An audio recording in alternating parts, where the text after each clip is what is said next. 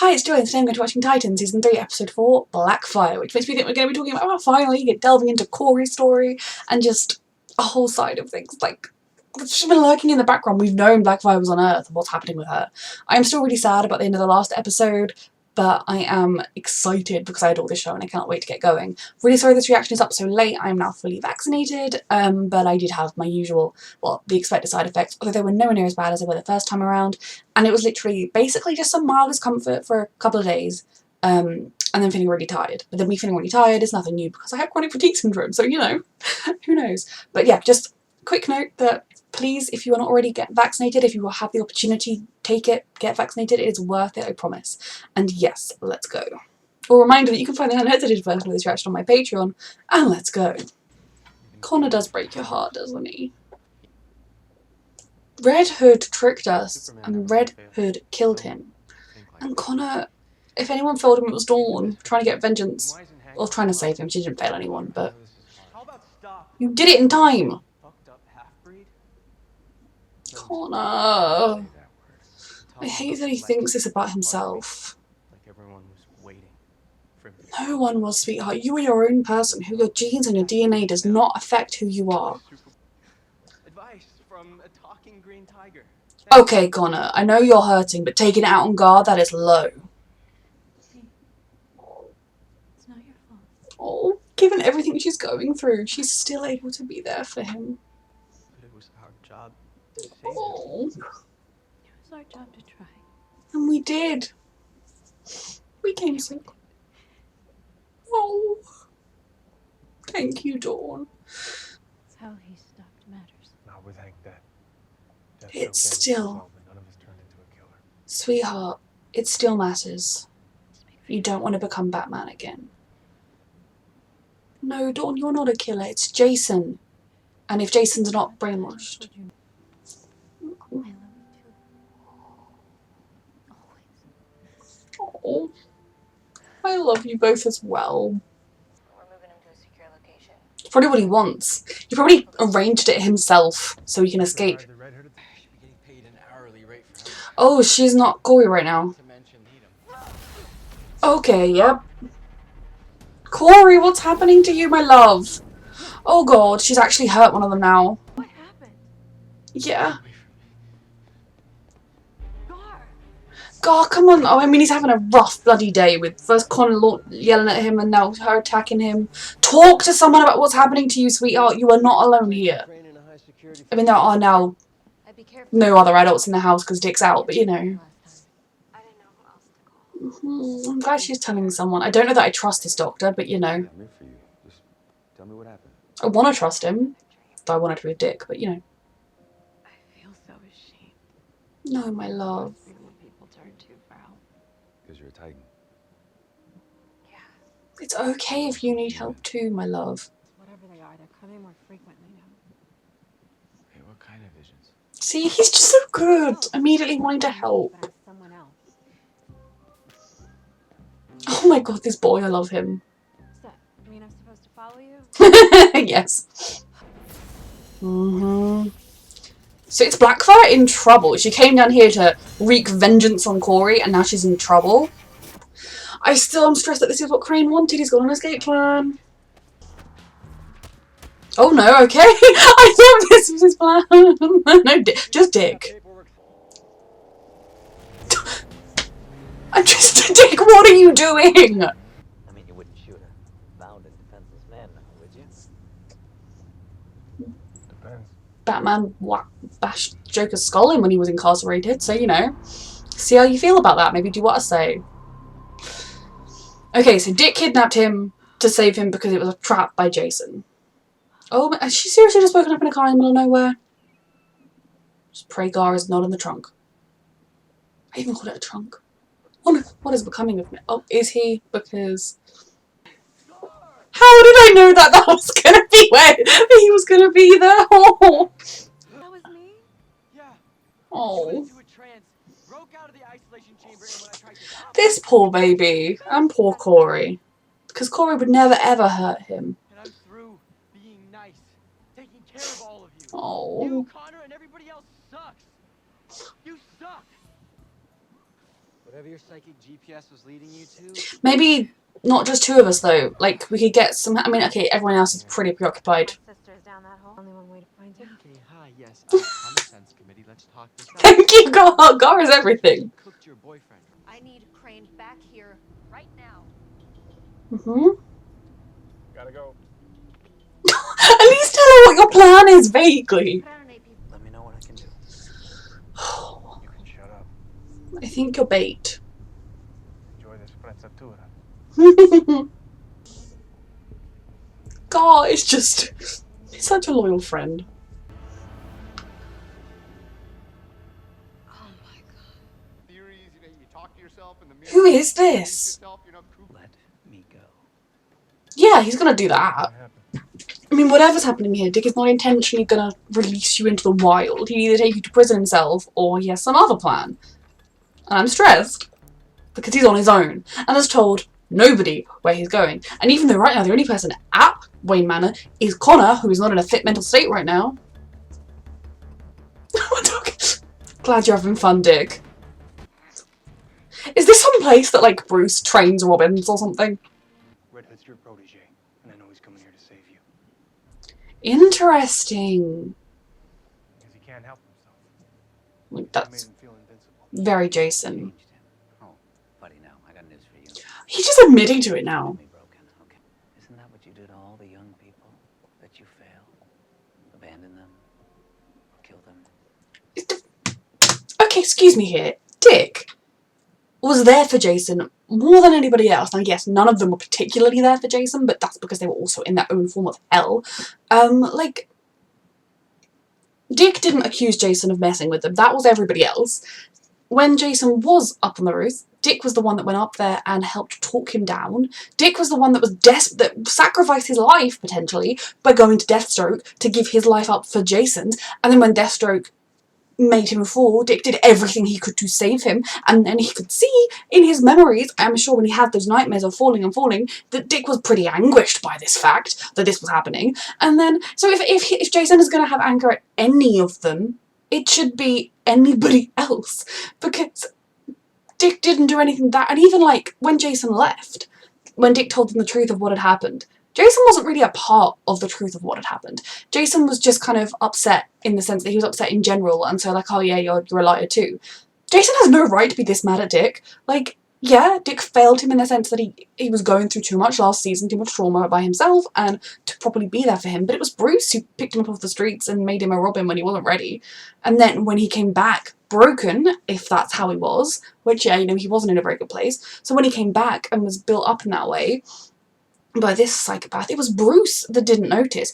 Dick literally was back home for 1 second and was like, oh, so Jason's doing this thing that he shouldn't be doing. And like, I do understand, like, if kind of that, yeah, Jason looked up to Dick and kind of wanted to like him, and then when they met, they had very, very different personalities and opinions on how to be Robin. But I just, get over yourself. Like, Dick was the one guy that was there for you out of everybody. Your organization goes around imprisoning and experimenting on aliens that just happen to land on Earth. Are you gonna lock me up too? No. Of course not. You're a good one. This, I don't know. I mean, yes, Blackfire is a terrible person, but I'm not entirely sure how ethical this is. This is not how I saw their first meeting being. I mean, is their planet just getting democracy now? What's happening over there? And didn't you come to Earth to kill a child? Starfire. Yes, but she didn't. She saw the truth of her ways. Things aren't always what they seem, Coriander. Then tell her. You never stood up for me. I am your sister. You hurt people. That's no excuse to murder everyone. I mean, this was always coming. Where are we going with this? I'm gonna leave you in here. Let justice run its course.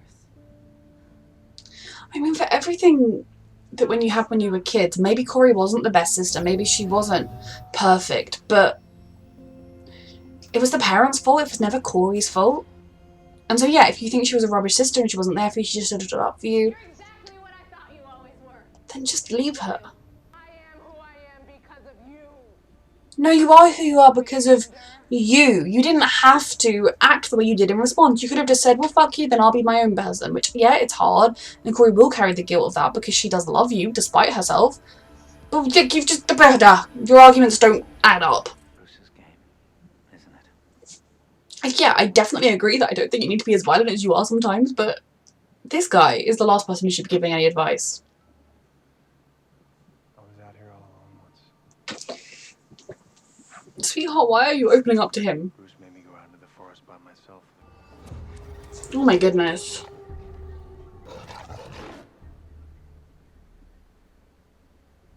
I'm gonna stick to my guns. If this is true, that Bruce was definitely abusive to these children, even if he thought he was doing the right thing. I've already proved myself. That night when I was a kid. Without Bruce. I mean, Dick changed a lot from the kid he was in season 1. Bruce is messed up. And that's the thing that people that kind of need to remember, that the Bruce of this show isn't exactly the same as the Bruce of all other shows and other worlds of Batman. We are exploring the darkest aspects of Bruce Wayne and how he has raised these children into weapons in this show. The wolf should have been afraid of me. I mean, accurate, sweetie, but you're also a child who should never have been in that situation. Here until she dies? Absolutely. But that could be hundreds of years from now. Yes, well, we've constructed her cell to make sure she stays contained. Oh god. That is injustice forever. I mean, with all people she's murdered, maybe it is, but it's not humane. Okay. I need a helicopter. Oh god.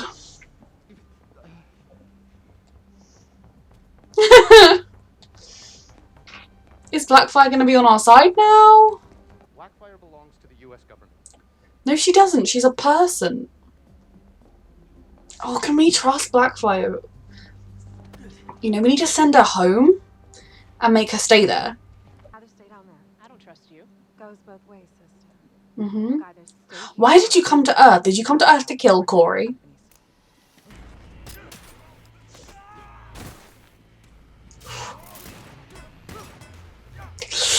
Oh god. Maybe we need a helmet, sweetheart. A bulletproof one.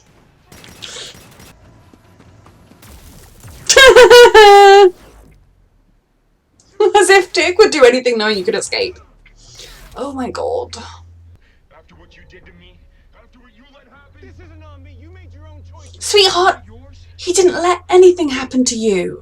You're just like the old man. Like, I'm sorry, you snuck off without telling anybody, got captured, Dick did everything he could to save you, failed, but luckily Connor was there. So yeah, he didn't manage to save you, but he did every single thing humanly possible to save you, including potentially sacrificing his own life to save you. That is what Dick did to you. I get that he's been like brainwashed, or kind of the sort of anger and bitterness that was swirling around in Jason anyway, and then the fear of falling and everything like that has been twisted by Crane. I understand that, but I'm just like, this makes no sense, Jason. Like, ugh. Oh shit. Oh god. But see, he's different in the sense that he cares about you, and that's why he let his guard down just then. Holy shit. Holy shit, Jason. Do you have a shot on Red Hood? No. Cleared. Did you hit the target? Is he gone?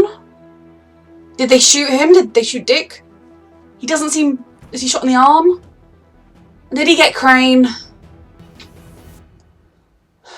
Dick, this was a stupid plan. Okay, so to start with, Dick's plan was stupid. I get the logic of it. Like, yeah, he figured out that they were working together because Red Hoods would never do just a pointless hit like that. He knew that it was... I initially thought it was he wanted to kill him, maybe, because, like, and so he wanted him lured out. But obviously, Dick put 2 and 2 together. Maybe if I knew more about Crane. I really don't know anything about who Crane is. The name seems familiar, but I genuinely don't remember. Maybe I should... Maybe now the episode's over, I might Google him just to see more about what his character is. But we know now he is the one that got to Jason. I don't know if maybe he told him how to do the fear or whatever the drug he took was. And I talked about it a lot during the episode, but something that really doesn't quite track is the story Jason is telling of what Dick did is very different to everything else. Now, yeah, I completely and utterly agree that Dick and the other adult Titans messed up in San Francisco. They failed all of the kids, but not to the degree Jason is going on about. Like, yes, you know what, Dick should have tried to be a little bit more understanding and supportive of Jason when, right at the beginning when they were training all the time. But if you think about it, what Dick did that was different to what Bruce did is he insisted on training to begin with before Deathstroke showed up. He was trying to foster an environment of unity and togetherness, and he wanted them to train so that they would be prepared to face the outside world and the dangers they were going to face. And his form of training wasn't go out there and be chased and decapitate a wolf child. It was training. It was like, yeah, he could have been more understanding with Jason, but Jason is a bloody difficult kid to work with. And I think it would take someone to have Jason be their only priority, Bruce, no other kids around, someone not going through anything else to really be there for him. But I think Dick did do his best, and yeah, we definitely saw over the course of season 2, Dick was not in a good headspace. Dick was trying, and I think he learned a lot about how to be there for the kids over the course of that season, but you don't see Gar or Rachel being messed up. And old Crane saying like, oh, you know, where's the witch girl, who I assume means Rachel, she chose to go to Themyscira to try and save Donna. That's where she is. Dick was actually a kind, responsible, caring adult person by being like, yes, I respect your decision and I'll miss you, but you may go. She's like, that is nothing. I mean, admittedly, yes, I would very much like to know where Rose and Jericho are, especially like how does that work, you know, cohabiting the body, etc. I would very, very much like to know where they are and what they are up to. But given that when we first saw the Titans in season 3, they were fighting as a unit, they had, everything was working, they were a team, true and true, a family, true and true, through and through. They worked so well. I don't imagine that they would have got to that place if they just kicked Rose to the curb. I feel like she would have chosen that, like, this isn't a life we want for ourselves. We're going to go and do something else. I feel like that is far more of what would have most likely happened. And I think the fact that what Crane said to Dick didn't mess with him at all. He was just like, yeah, I did prove myself because I killed a wolf. Now, funny, since season 1, I've been like, this show is presenting a dark form of Batman. It's not presenting, you know, and I think in other forms of, I would be cross if anybody were to take their perception of this Bruce and try and put it on other Bruces in other worlds, because in other worlds I don't think Bruce is quite this dark, but I think in this show they are selling, and always have been, a version where the way Bruce raised Dick and got him to process his grief over his parents was not healthy, and it has turned him into this point where in season 1 he was losing himself to the violence and to just kind of the anger that would consume him. And so the fact that this Bruce killed the Joker, I don't think is that far-fetched, because A, he's slightly older than most of the Bruces we see. He has, you know, he's been around for a long time, there's been no changes, he, you know, all his kids are growing up and hating him, and then Jason dies and he blames himself. I don't think it is outside of the realm of possibility that he would snap. And something season 2 kind of pulled back a little bit from having this dark portrayal of Bruce, and they've gone right back to it in this season. I think it's really important to an extent, disassociate this Bruce with the comics you've read or other shows you've watched or films you've watched, because this is a dark portrayal of him, because every show is different. They're not trying to say, oh, this is the same Bruce as in the movies or whatever. Now, yeah, I'm going to say that I agree. I think Bruce thought the world is cruel and these children need to learn to fight for themselves, and I see the hunger in them. You know, I don't think Bruce thought, lol, could go make him fight a wolf, that'd be funny. I think he truly thought he was teaching them, he was training them. But this is a Bruce Wayne that we are seeing the true dark side of turning children into superheroes. And vigilante type heroes as well. It's not like they're kind of, I don't know, everything's fluffy superheroes. I don't know. I mean, in general, I think the concept of raising children to be... Now, I think it would be one thing if he took in Dick Grayson as an orphan, because he was like, oh, I've been there myself, I know the feel, I know what that pain is like, I'll try and be there for him, and maybe mucked up a bit, wasn't able to be there for him emotionally because Bruce is not an emotionally in touch with his emotions type of guy. Fine. And if, you know, the child that he brought in found out he was Batman and wanted to train with him, and so didn't do like wolf murdering training, but just trained in fighting and things so that he could self-defense, and then when he was like 17, 18, 19, was like, I want to be your sidekick, and then became Robin, I would be like, yeah, that is a logical course of events that I would understand. But like, hello, small child. I mean, okay, small teen who is potentially not even a teen, who is still grieving his parents. Would you like to kill a wolf? It is wrong. But I think it's really interesting that we're kind of portraying that. And we've seen Dick go through such a journey in this show. And yeah, this show is definitely still trying to find its feet. Each season is very different from the others, but I love them regardless because I love the characters. And I'm actually really enjoying that this is a different take to Batman because it's not from his point of view, it's the Titan's point of view. And we're seeing a different concept of it. It's raising different questions, and I love that. So for Dick, we saw in season 1, he really was struggling with it. You know, the person responsible for his parents' death, he let die. He didn't try to protect, and kind of, he really came face to face with just what a monster he felt he was becoming. And yeah, he had a lot of anger towards Bruce because Bruce was the one that moulded him. But then I think over the course of season 1, Dick also kind of took some of that responsibility on himself in thinking that, yes, like, I'm angry at Bruce for what he did and how he did it, but I let the darkness overtake me. I could have, you know, kind of, because as everything, the circumstances you're raised in, you can fight through them. To a point where now I do think this show uses a lot of violence, sometimes maybe more than is necessary. I mean, it's something you have to kind of disassociate when you watch TV, but also I think it's important for people to know, is people can die from one punch. Like, so you watch a TV show and someone gets whacked and whacked and whacked and whacked and then walks off like nothing happened. And in the real world, you can be drunk, having an argument with someone, throw one punch, and that person is dead and you are now a murderer. But anyway, this show just uses a lot of violence and a lot of kind of things, but Dick is very much not killing. Dick, I hope, never just easily goes down the path that Bruce was down. You know, if it's a fight and there's no other way out of it, I kind of can think that maybe, like, yeah, you can, if it's like, well, I can either kill this person right now or let them kill me, yeah, you can get that sort of attitude. So I think I really appreciated this episode, that when Dick kind of just told him, yeah, he brought me here and he trained me here and he made me go kill a wolf and I was terrified, but I proved myself because I did it. It gives us as the viewer an insight into still just how messed up Dick is, but I think it also shows how far he's come in that Crane's words did not get to him. Season 1 Dick would have been angsting over that. Jason's word, that is something different, because I think he still does feel the acknowledgement that he doesn't agree with what was done to him. And for Crane and Jason to both try and say that he's doing the same thing to these kids, when maybe he's very much trying to do it differently. And that is something we've seen since season 1. He doesn't want these kids to go through the same thing as him. He's not treating them the same way he was treated. He's trying to be there for them emotionally. Now, yes, is he good at it? No, and that's okay. I mean, like, I want him to be good at it, but there's just so much else going on. And I think it's important to remember that these children are slightly older than Dick was. Also, these kids are already marked as different in a way.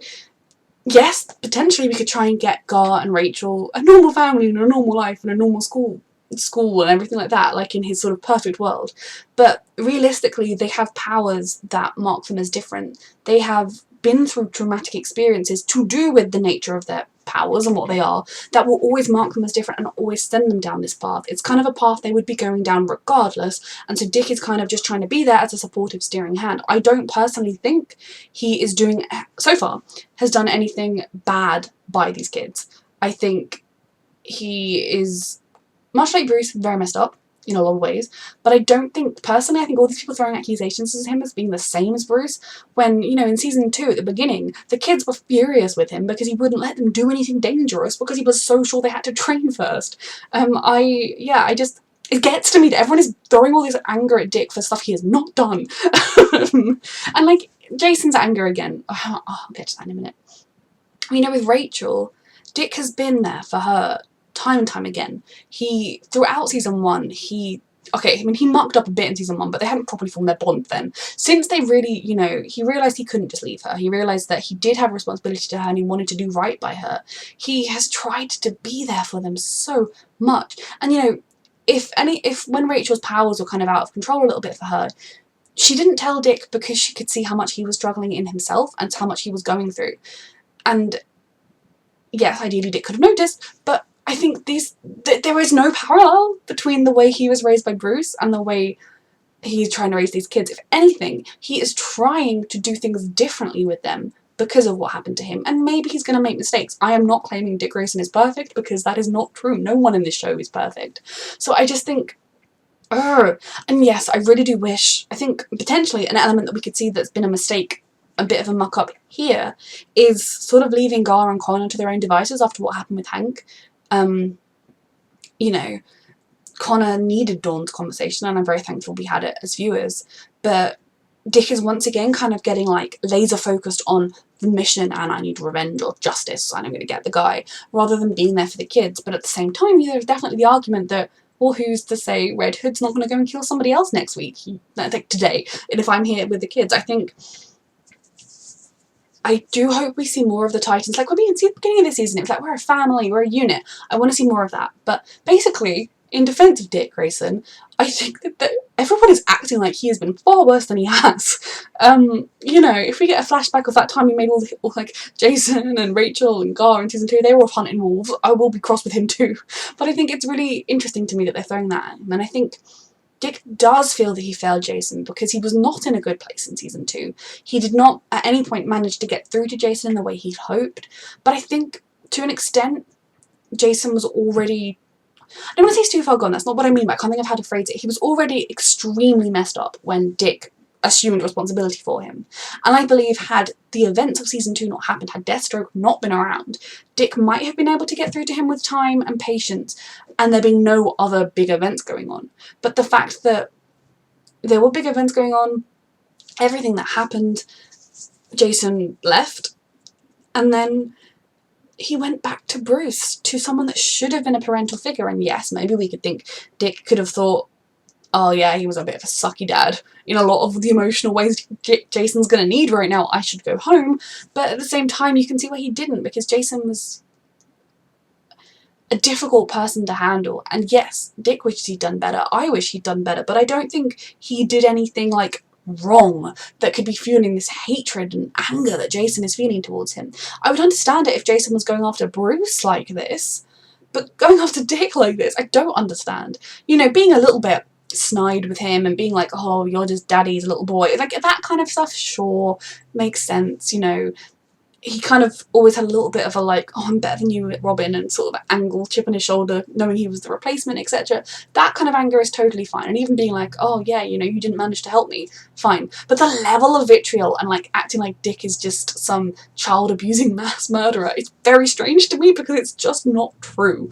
And I think it's interesting to tell that the moment in the fight where hearing it from Jason's lips, because Dick does worry that he failed him, that he wasn't able to help him. And I think it was a lot to put on Dick's shoulders by Bruce in the first place in season 2, but I do think that was the thing that got to him in that fight, that stunned him for a second, that let Jason nearly kill him, was him hearing it from Jason and having that moment of, is that true? Did I do this? And I believe firmly that the answer is no. Do I think he had a small part to play in it? Yes. But I think Bruce had a very big part to play in it. Dawn, Hank, rest in peace. And was Corey there? I don't think Corey was there at that point, so I don't think it was Corey. And I mean, and Rachel and Carl, everyone that was blaming him for torturing them when he was quite clearly going through hell, having been just kidnapped, tortured, and then thrown off a building, they are far more to blame than Dick is. Rose, even for lying to him, again, I don't necessarily think any of these people are super to blame. The most to blame, in my opinion, is Bruce. But also, I think Jason was very much a not broken, but a kid in need of kindness and support and being shown the right direction when he was found by Bruce and made into Robin. I think he was the worst choice he could have made. I think I saw a different reactor say that like Jason Todd was like his biggest mistake, or like his truest mistake, and I truly do believe that. And I think Jason has the capabilities in him to be a good person, but he's also his own worst enemy, and going to Crane in the first place is just, I don't know. I think I think Bruce has the biggest hand in this, but right now, I actually feel like Jason is his own worst enemy, and Jason is the one most to blame for how Jason has turned out. Now, I'm interested still to find out more about him. How did he end up going to see? Did Bruce say, oh, I need information on this serial killer, go to see Crane for me? And that's how it started. How did he ever talk to Crane? Where did he get the drug?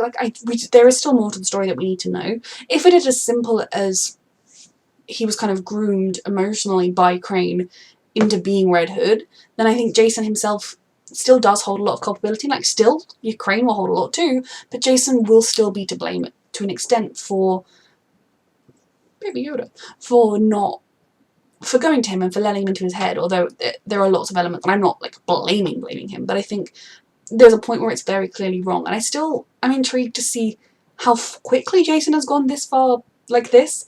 I feel like there needs to have been something in that drug he had. There's more to the story, I still do think, but it's going to be killing Dick, because he truly does want to do better by these kids in his life, and I truly believe he is doing better. And yes, so that was one very stressful plotline, and Crane is now free, Jason is now free. Is Dick going to be crossed with Barbara for sending the helicopter, but at the same time he probably would have been shot in the head if he hadn't done that. And I do feel like, wasn't it in like a couple of episodes ago, Jason could have killed Dick and then didn't, because he was like, oh no, that was Deathstroke that didn't want to kill him because he wanted him to suffer. I think Jason would be quite content with killing him. I take it back. Jason, I don't know what's up with him. We need to know what's up with him, and it's interesting to know that Crane is the mastermind behind it all. I kind of thought there was going to be more to him than just being in a prison cell visited every now and then, because of the actor, who is a very, very brilliant actor, but I've seen him in so many things.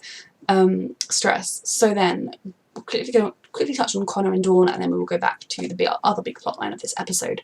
Connor, it really hurt me to hear him call himself like a half-breed. I think it would be something hard to comprehend that you were designed with the best bits of Superman, like pure good, wonderful, as far as you're concerned, I'm sure, you know, like everyone, no one is truly perfect. And my god, Luther, Lex, I was going to call him Les, and I was like, that is not his name. Brain fog is so frustrating. I was like, Les Luther. Let's call him Les. And Les, it would be very much messing with you to know that those were the two people that were behind you, the two polar opposites of it, and is there a pull to one or the other? And I think Connor needed somebody there with him. He needed Dick to be around, although, you know, Dick needs to look for Jason, yes, because it's kind of a responsibility he feels, but also be there for the kids that are still around. I'm so glad Dawn heard and was there. Poor Gar. I'll get to him in a minute. That it really hurt me to see him failing like that, and to think that you did something that was impossible. The task Dick gave you, that everyone gave you, to find the code or whatever it was to help him, was nearly impossible, but you did it. And if Dawn hadn't managed to grab the gun and pull the trigger, you would have got there in time. You did get there in time. So I think I really want someone to help him take that blame off his shoulders. It's Jason's fault, and Jason's fault alone. You know, it's not even Dawn's fault. It's more Dawn's fault than it is Connor's, but it's neither of their fault. It is Jason. To see Dawn, I was really proud of her for just how together she was holding it. I definitely think once she gets to her parents' place in France or wherever she was going, and she's totally alone, she will fall apart, because how could you not? Given that not only have you lost someone that you kind of always thought you'd end up back together with, or maybe have a life with, or regardless, if you never thought you'd ever get back with him, someone that you truly loved, and knowing that technically speaking you pulled the trigger on it, even though it was Jason.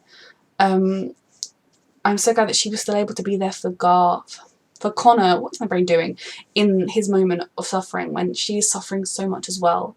And we have to remember as well that Connor's like a couple of years old at this point.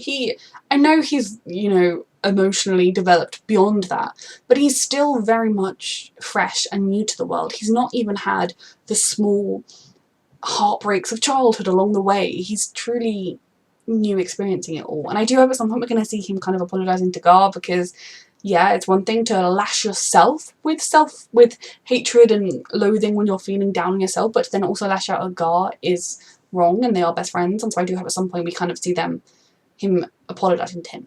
I think when we saw Gar making the pizza, Gar was kind of like, oh, I'm everyone's therapist or whatever. I think he kind of knew that Connor didn't truly mean it, but I still think he deserves the apology. And then to have Corey attacking him, and then he gets thrown in the trunk. Poor old Gar, he is just a punching bag of this show. I do hope at some point we're going to get a real... I feel like this episode was good because there was a lot of Gar, but I would like an episode where we get a little bit more Gar, since I feel like throughout the whole show he's kind of been on the sidelines a little bit, and that is just because this is such an ensemble show with so many big plot lines, and Gar's plotline thus far hasn't been totally integral, although I suppose he did get brainwashed last season, so yeah, that was pretty big. Not another brainwashing plotline, please. But I kind of enjoyed that he stood up for himself and was like, stay away from me, like, I'm done with it. And then the minute Corey was like, I'm really sorry, it wasn't my fault, I need help, Gar was like, okay great, how can I help you? I think that just shows you that exactly who Gar is, that he can't even stay angry when, you know, he kind of thinks, okay, well, reasonably, it wasn't their fault for these reasons and I want to help him. I truly love him and I just want to see him get all the appreciation he deserves. And so then Corey and Blackfire, now this is nowhere near the where I thought this season was going to go. Initially I was wondering whether she was having some kind of visions of Jason being like brainwashed and drugged into being Red Hood, just because it seemed like when she had these visions were times when she was thinking about Jason being dead. But obviously those were just a coincidence, or maybe it was when she was at an emotionally vulnerable, her guard was down point. But obviously now it's been confirmed that it was Blackfire, who was quite easily captured. Very different from when we last saw her all like smugly taking over a woman's body and like marching off like, gonna get my revenge on my sister, to now being like, oh, I thought I got immediately captured? Little awkward. Can you help me? Now I think their backstory is very interesting and I will be very defensive of Corey because I love her. But yeah, Blackfire might have some points. Clearly their childhood was not great. Clearly they were constantly pitted against each other, which is a terrible way to raise your children. But you don't have to become a murderer because of it. And you don't have to murder... I mean, from what we've been told, she not only killed her parents, but like all of their, like their whole court, like all their supporters. And she came to Earth to kill Corey, right? That was the whole goal, was like, get rid of the other queen and then it will just be me. Now it's totally wrong to pit them against each other, and yes, ideally Corey would have stood up for her and would have been able to say, no, it was me too. But I think when Corey said, oh, you always fought back and they made it worse for you, I think it's actually quite a similar relationship to Nebula and Gamora. But it's that kind of attitude of, you have to play the game to succeed, and, you know, Corey's life is much better if her parents are heaping praise on her than it is if they're cross with her for siding with her sister. And yeah, she took the easy way out, but she was also a child. And I think it does weigh on Corey that she could have been more there for Blackfire, but at the end of the day, kind of like we were talking about with Jason, while Corey might have a slither of the blame, she doesn't really. It's not her fault. If they had good parents, none of that would have happened. And what Blackfire really should have done is grown up to think, well, fuck you, sister, I don't need you, and has done her own thing. And if they have cyclical queens, then cool. Take your time when it comes around. I think it's not Corey's fault that she turned out the way she did if she truly is this black-hearted murderer. Now that being said, I don't think her just being imprisoned on Earth for life is right. I mean, has she done any harm on Earth yet? Because the stuff with the guy whose name I've forgotten, yeah, she kind of put Corey in a position where she needed to kill him, but he did ask for the mercy kill, so, you know. And then she took over a woman's body, but I don't think she's like mass murdered on Earth. She's just a potential threat, and you cannot lock people up as potential threats, especially not kind of the way they had that. Like, how many other aliens do they have in black sites under guard? I don't know where we're going with her though. This is totally not where I thought this show was going to go with the Blackfire plotline, because, I mean, okay, when we kind of saw flashes and we kind of thought it must be her it was, but I swear she came to Earth hell-bent on revenge on Corey and killing her. I think it's going to be important for Corey's character to find peace with this pain from her past, because, yeah, you know, she's made fun of her sister and sort of, they did not get on, and I feel like when they became older than little kids, they would have kind of been at each other's throats a lot. I think Corey will need to come to terms, make peace with her role in her sister's misery, but I also think Blackfire needs to come to terms with her own role in how she chose to respond to the actions and things that happened. And I don't know where it's going to go. I love that Corey did just think, you know, I think when she thought, oh, you're going to be kept here for 6 years and then your powers will be gone and they'll send you home and that'll be justice. That makes sense to me in a way. She's murdered a lot of people on Tamarin, but just forever, for hundreds of years in that room, is wrong. Even the way he said, like, she belongs to the government. Like, you might say, oh, she's serving time, facing justice from the government. She doesn't belong to anybody. I'm glad that they saved her, but I'm also terrified that they saved her, because she's very scary, she's very unpredictable. We don't really know what she's at, where she's at, why she's at. If there is more to the story of how and why she killed her parents, I want to know it. You know, if her parents and all their court were planning to invade a neighbouring planet and enslave the people, maybe we can give her more leeway on it than if it was just, I want to be queen forever. And why did she come to Earth in the first place? Was it to find Corey and talk to her? Or was it to kill her, as it seemed? I think there's a lot more to that story, and I don't trust her. And I feel like turning up at Gotham with Blackfire being added to the mix is just 10,000 times more not what we need right now, but it's also what we need for Corey, and I'm here for it. I'm stressed. I really don't know where we're going to go with most of these plot lines. This show has done a really good job of keeping me on my toes. And maybe if I was more familiar with the comics, I'd have more of an idea of where we're going if people think, oh, they're following the X arc. But it's quite fun having no real idea. I'm very stressed in general about all these characters. I really truly do believe they all need a genuine therapist living in Wayne Manor who could just be there, open door at all times. I love this show. A reminder that you can find the unedited version of this reaction on my Patreon, and thank you so much for watching.